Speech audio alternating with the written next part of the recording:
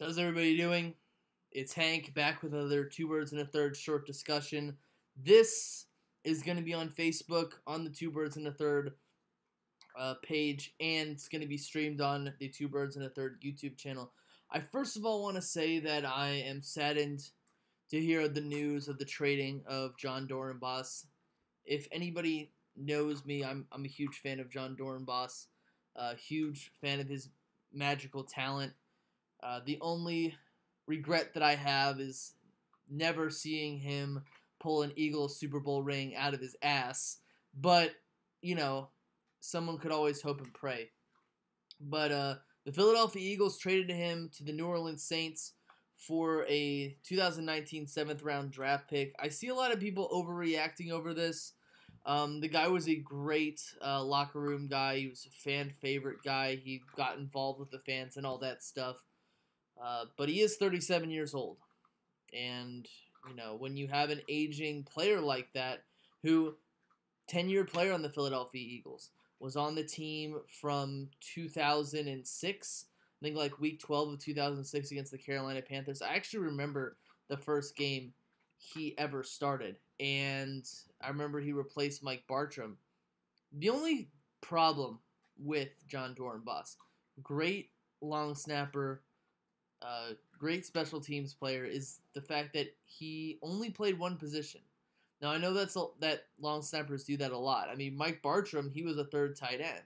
I mean, I think Mike Bartram had 15 total receptions in his career and like 11 touchdowns. So that in and out of itself is just amazing. But I will say this. You know, I'm saddened to see him go. It's looking like Howie Roseman is just trading players just because he feels like trading players.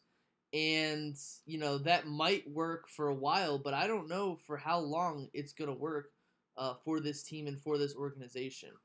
You know, this team has always been known to not really keep fan favorite players. I mean, Donovan McNabb left, I think, I'd say 2 or 3 seasons too early.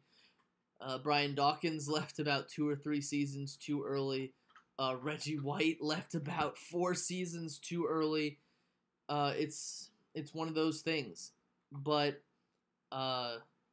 who's their new long snapper? His last name is Lovato. I don't remember his first name, but you know, kind of gelled with the team at the end of the season after Jon Dorenbos got injured. I remember what happened.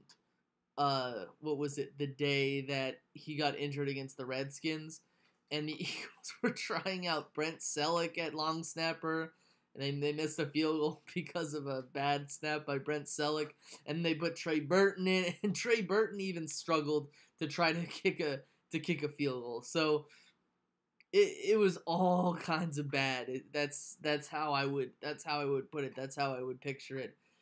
But they signed a new guy, Lovato, and actually played quite decently. And I just remember that whole rigmarole. I believe it was what was it? Trey Burton that was like the moment of the game for the Eagles. Like some guy they were like doing tryouts on the sidelines. But I'll always remember Jon Dorenbos, and he'll always be an Eagle to me. And I'm glad that I've never seen a long snapper get traded for even any kind of pick. He got traded for more than Deshaun Jackson could get traded for. So, in the comments, someone just asked, do you think the Eagles should trade for Shady since the Bills are tanking? The answer to that is no. We need that trade capital for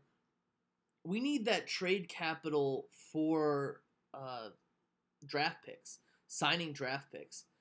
And I just don't feel like we need him. Like, I would love to have Shady McCoy. I've got a Shady McCoy jersey in my closet, but I just don't feel like we have even the money or the draft capital to get him. Because next year there are a lot of good running backs in the draft next season.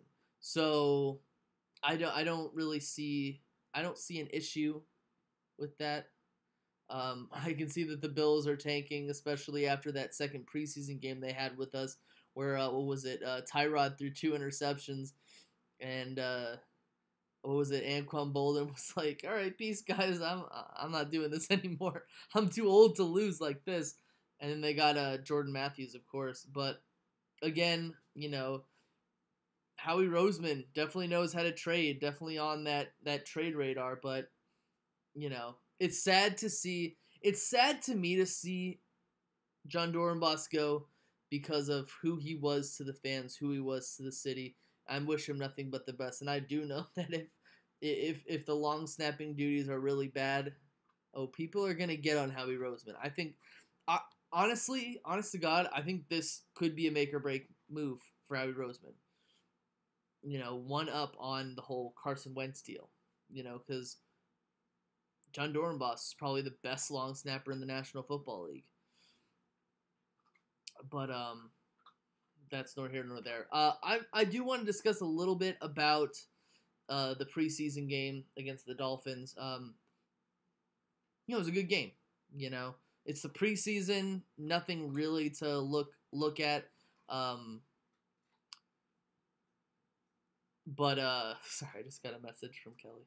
She wants Panda Express. So I didn't really see this game as being like anything. I mean, the defense played like crap and Wentz threw 2 touchdowns. But again, it's the preseason. The one thing that I'm looking for is that my players don't get injured, okay? And you can say, preseason, that's the only way they can get injured. Last season, you have Teddy Bridgewater getting injured in non-contact practice. So I'm actually super glad that this isn't going to be like a huge issue. But I want my players to stay healthy. DJ says that Kaiser is starting, Deshaun Kaiser. I was actually one of the people who said last year that he was one of the better quarterbacks in college at Notre Dame. Notre Dame was a horrible team. Doesn't mean that their quarterback was a bad quarterback. That's why you can't always judge a quarterback by how his team does in college, because Notre Dame is known for their defense. They had a god-awful defense last season, but, good for them. I mean, Kaiser's better than Osweiler. I don't even know why they even got Osweiler in the first place. But, again, not much to write home about when it comes to that preseason game. It's a win, but I'd rather stay healthy and lose all my preseason games than even win a single preseason game. I know next season, the Jets, or next week of the preseason, week 4 of the preseason, the Jets are just going to be a rollover.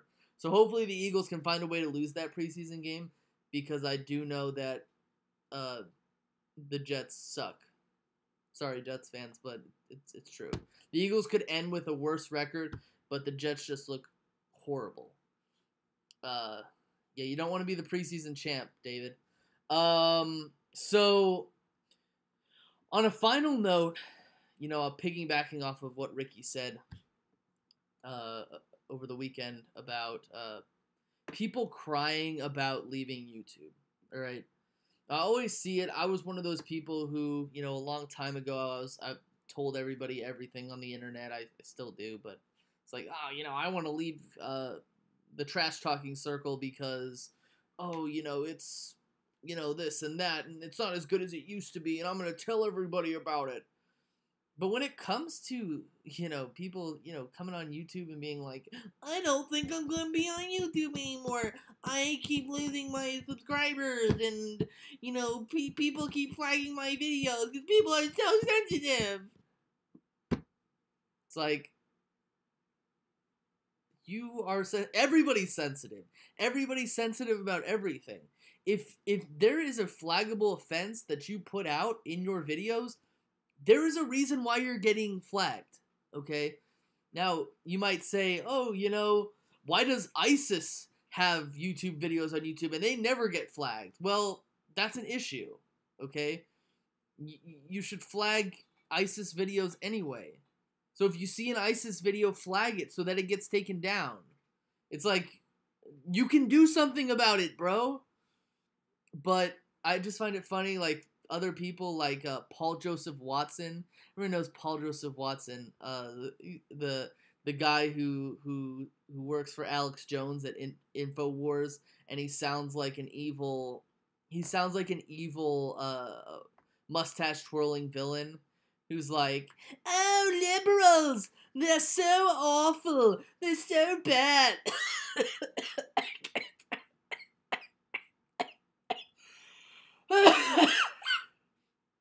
Excuse me. "Oh, liberals, they're so awful. Ew, liberals and communists and blah." And one day he's like, "I'm not gonna be on YouTube anymore. Nah." I'm like, then leave, dude. Nobody cares. Like, you have a large following. Like, I'm sure they're gonna follow you, but nobody cares. In the grand scheme of things, it doesn't matter, right? At the end of the day, okay, I don't hate EDP. Yeah. Ricola! At the end of the day, it doesn't really matter, okay? EDP, I don't have anything against him. I don't particularly think that he is a very intelligent sports fan. I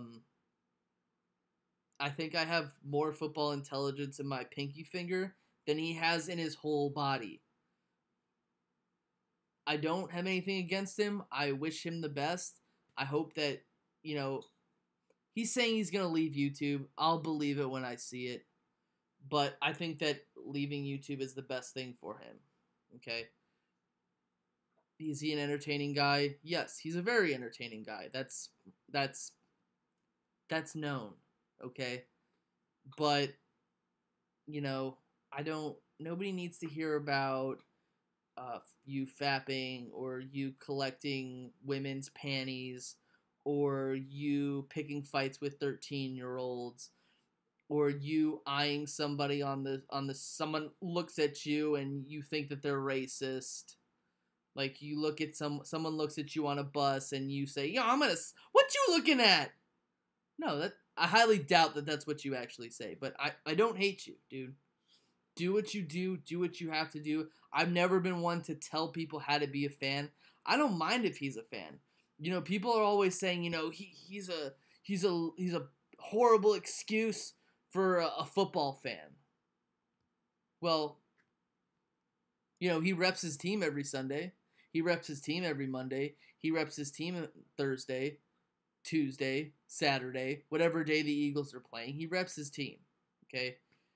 He's just really extreme and he takes things to the edge of the line. Like Ricky's saying, he's trying to be an edgy team.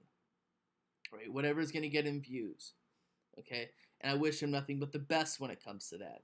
Because, there was a time where I really wanted views on this website, but I don't really care. Okay? I would rather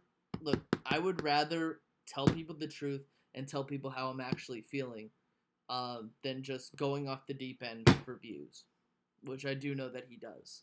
So I wish you the best. I hope you're able to do whatever you want to accomplish in life, and I hope that you move forward. I know that EDP probably doesn't really like me, but, I don't hate him. He's just super annoying. That's all I have to say.